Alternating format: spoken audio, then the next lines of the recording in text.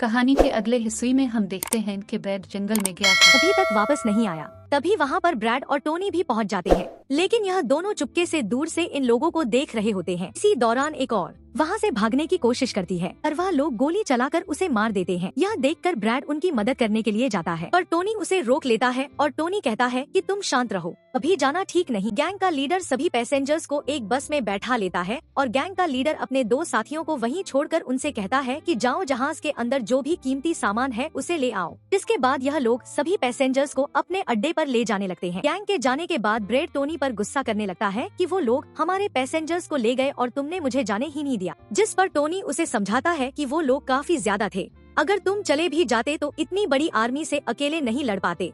अब यह दोनों प्लेन की तरफ बढ़ने लगते हैं और उन दोनों गुंडों को पकड़ लेते हैं जो प्लेन से कीमती सामान चुरा रहे थे। ब्रैड गन पॉइंट पर उनसे पूछता है कि तुम्हारा लीडर पैसेंजर्स को कहां पर लेकर गया होगा, जिस पर वह बताता है कि यहाँ से कुछ दूर हमारा एक अड्डा है और वह सब वहीं गए होंगे। दूसरी तरफ ब्रैड की बेटी रेस्क्यू एक्सपर्ट के पास ब्रैड का लिखवाया हुआ पेपर दे देती है, जिस पर प्लेन का लोकेशन और सारी जानकारी लिखी गई होती है। रेस्क्यू एक्सपर्ट सैटेलाइट की मदद से प्लेन की लोकेशन का पता लगा लेता है। उन्हें पता चल जाता है कि प्लेन एक आइलैंड पर फंसा हुआ है और उन्हें यह भी पता चल जाता है कि इस आइलैंड पर एक खतरनाक आतंकवादी ग्रुप है।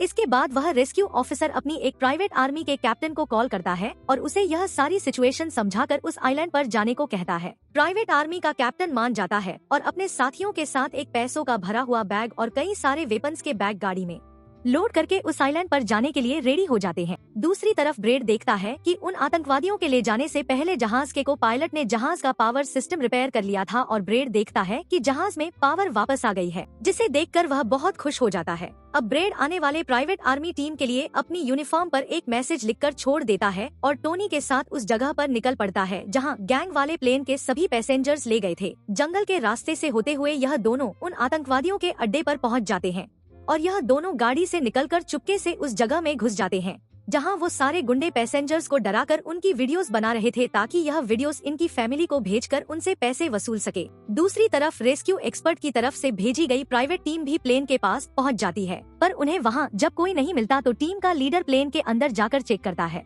जहां उन्हें दो लोगों की लाशें मिलती हैं। यह वो दो लोग थे जिन्हें गैंग के लीडर ने प्लेन में से सारा कीमती सामान चुराने का कहा था, लेकिन ब्रैड ने उन दोनों को मार दिया। प्राइवेट टीम के कैप्टन को ब्रैड का छोड़ा हुआ मैसेज भी मिलता है, जो उस आतंकवादी गैंग के अड्डे तक आने का रास्ता था। आतंकवादियों के अड्डे पर टोनी और ब्रैड चुपके से उन पर नजर रखे हुए थे और जैसे ही उन्हें मौका मिलता है, यह दोनों चुपके से पीछे से आकर दो आतंकवादियों को मार देते हैं। फिर यह दोनों चुपके से आगे बढ़ते हैं और एक कमरे के बाहर जा पहुंचते हैं। इस कमरे के अंदर सभी पैसेंजर्स को कैद करके रखा गया था। अब ब्रैड इन लोगों को छुड़ाना तो चाहता था, पर वहाँ बहुत सारे गार्ड्स पहरा दे रहे थे और ब्रैड के पास दरवाजे का ताला खोलने की चाबी भी नहीं थी। इसके बाद यह दोनों एक एक करके उन गार्ड्स को मार गिराते हैं और टोनी तो हथौड़ा उठाकर कई सारे गार्ड्स को हथौड़े से मार देता है। यहाँ ब्रैड एक गार्ड से चाबी लेकर उन पैसेंजर्स को कमरे से आजाद कर देता है। वो उनसे कहता है कि जल्दी से उसी बस में बैठ जाओ जिसमें तुम सबको आतंकवादियों ने यहाँ लाया था, और वह सभी जल्दी से उस बस में जाकर बैठ जाते हैं। तभी टोनी ब्रैड के पास आकर बताता है कि यहाँ से गाड़ी के जरिए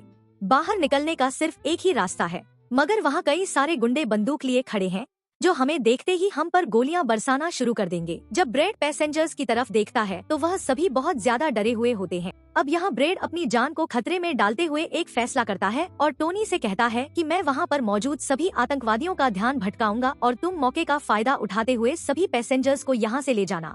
अब पहले तो टोनी ब्रैड को ऐसा करने से मना करता है। वो कहता है कि ऐसा करने से वह लोग तुम्हें मार देंगे, लेकिन ब्रैड कहता है कि इसके अलावा हमारे पास और कोई दूसरा रास्ता नहीं है। यह सुनकर टोनी मान जाता है। ब्रैड वहाँ से निकलकर आतंकवादियों के पास आता है। वहाँ ब्रैड गैंग के लीडर से बात करता है कि मैंने हेल्प के लिए इन्फॉर्म कर दिया है, जल्द ही यहाँ पर रेस्क्यू टीम आ जाएगी, इसलिए सभी पैसेंजर्स को यहाँ से जाने दो। यह सुनकर सभी गैंग वाले ब्रैड पर हंस पड़ते हैं और ब्रैड को पीटने लग जाते हैं। गैंग का हेड कहता है कि ऐसे कैसे छोड़ दूं? पैसों के बिना मैं किसी को नहीं छोड़ता। और अब जैसे ही यह लोग ब्रैड को मारने वाले होते हैं, तभी वहाँ पर प्राइवेट रेस्क्यू टीम पहुंचकर आतंकवादियों पर हमला कर देती है और काफी देर तक गोलीबारी करने के बाद गैंग के कई सारे लोगों को मारकर वो ब्रैड को छुड़ा लेते हैं और ब्रैड को बस में उठाकर यहाँ से निकल जाते हैं। यहाँ गैंग का लीडर देखता है कि उसके कई सारे साथियों के साथ उसका छोटा भाई भी मारा गया। यह देखकर वह बहुत ज्यादा गुस्सा हो जाता है और कसम उठाकर कहता है कि वो इन लोगों में से एक को भी नहीं छोड़ेगा और सभी को चुनच कर मारेगा। इसके बाद वह अपनी टीम से कहता है कि जल्दी से तैयारी कर लो, हम जल्द ही इन लोगों को मारने के लिए निकलेंगे। बस में प्राइवेट टीम का कैप्टन सभी को बताता है कि हम बस 5 लोगों की छोटी सी एक प्राइवेट टीम है जो बस तुम्हें यहाँ बचाने के मिशन पर आए हैं और हम कोई रेस्क्यू टीम नहीं है। रेस्क्यू टीम को यहाँ आने में कुछ टाइम और लगेगा। यह सुनकर ब्रेड घबरा जाता है और कहता है कि हमारे पास टाइम नहीं है क्योंकि गैंग वाले जल्द ही हमारे पीछे आएंगे और हमें देखते ही मार डालेंगे।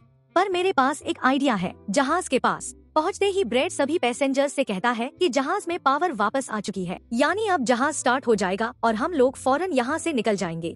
इसलिए आप सब लोग जल्दी से जहाज में बैठ जाओ क्योंकि हम रेस्क्यू टीम का इंतजार नहीं कर सकते।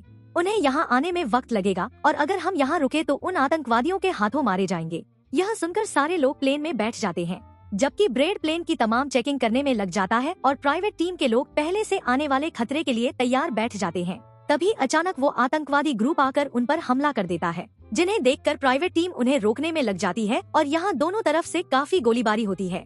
पर इस प्राइवेट टीम के पास काफी अच्छी गन्स थी, जिस वजह से वह बहुत सारे गुंडों को मार देते हैं। ब्रेड जल्दी से प्राइवेट टीम के लीडर को बताता है कि मैं अगले 5 मिनट बाद जहाज को स्टार्ट करने वाला हूँ और तुम सब भी जल्दी से जहाज में चढ़ जाना।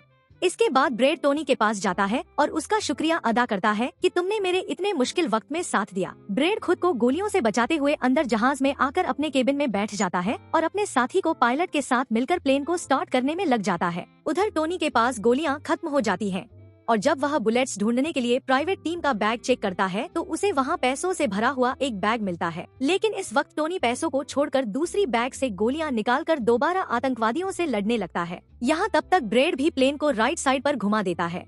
अब प्राइवेट टीम के सोल्जर्स भी एक एक करके जहाज में चढ़ने लगते हैं और टोनी उन्हें कवर फायर देता है। पावर आने की वजह से रेडियो भी काम करने लग जाता है। अब ब्रेड को प्लेन कंपनी का मालिक बताता है कि मैं तुम्हें कोई सुरक्षित जगह बता दूंगा जहां तुम जा सकते हो। अब सभी लोग जहाज में चढ़ जाते हैं पर टोनी नहीं चढ़ता। वह पैसों से भरा बैग लेकर वहां से भागने लगता है क्योंकि अगर वह इनके साथ प्लेन में वापस गया तो पुलिस वाले उसे फिर से पकड़कर जेल में डाल देंगे। गैंग का लीडर अपने साथियों को मरता हुआ देखकर गुस्से से पागल हो जाता है। वह प्लेन के सामने रॉकेट लांचर लाकर उन्हें एक ही झटके में उड़ाने का सोचता है, लेकिन सही टाइम पर टोनी उसे देख लेता है। अब टोनी जल्दी से बंदूक उठाकर उसे शूट करके मार देता है और सभी लोगों की जान बचा लेता है। यह देखकर ब्रेड टोनी के इस काम से बहुत खुश हो जाता है और ब्रेड अपनी पूरी ताकत लगाकर प्लेन उड़ाने में कामयाब हो ही जाता है। यह देखकर टोनी सभी पैसेंजर्स और ब्रेड के लिए खुश होता है और पैसों का भरा हुआ बैग लेकर जंगल की तरफ भाग जाता है। ब्रेड जहाज को इस आइलैंड से दूर ले जाता है और जहाज का मालिक उसे एक एयरपोर्ट के बारे में बताता है जहां यह लोग जा सकते थे जो अब इनके काफी करीब था। ब्रेड एयरलाइन कंपनी के मालिक की बताई हुई जगह की तरफ जहाज को ले जाता है, लेकिन तभी एक बार फिर जहाज के इंजन में आग लग जाती है और जहाज तबाह होने लगता है। इसलिए ब्रेड दोबारा से इमरजेंसी वार्निंग ऑन करता है और धीरे धीरे जहाज को नीचे रनवे पर लाने की कोशिश करता है। फाइनली बड़ी मुश्किल के बाद ब्रेड जहाज को रनवे पर उतार देता है और सब लोगों की जान बच जाती है। ब्रेड और उसका साथी को पायलट काफी खुश हो जाते हैं। उधर प्लेन कंपनी का मालिक और उसकी टीम भी बेहद खुश थी। अब ब्रेड पैसेंजर्स का हाल देखने के लिए पीछे जाता है तो वह देखता है कि सभी पैसेंजर्स सेफ हैं और यह देखकर उसके दिल को सुकून मिल जाता है। वहाँ खड़े सभी पैसेंजर्स ब्रेड के लिए तालियां बजाने लगते हैं और ब्रेड का शुक्रिया अदा करते हैं। कुछ ही देर में वहाँ उनके लिए रेस्क्यू टीम भी आ जाती है, जिसे देखकर सभी पैसेंजर्स खुश हो जाते हैं। यहाँ ब्रेड सभी पैसेंजर्स को रेस्क्यू टीम का देर में वहाँ उनके लिए रेस्क्यू टीम भी आ जाती है, जिसे देखकर सभी पैसेंजर्स खुश हो जाते हैं। यहाँ ब्रेड सभी पैसेंजर्स को रेस्क्यू टीम के साथ भेज देता है और कैप्टन फाइनली सुकून की सांस लेते हुए जहाज की सीढ़ियों पर बैठकर अपनी बेटी से कॉल पर बात करता है। इसी के साथ यह कहानी खत्म हो जाती है।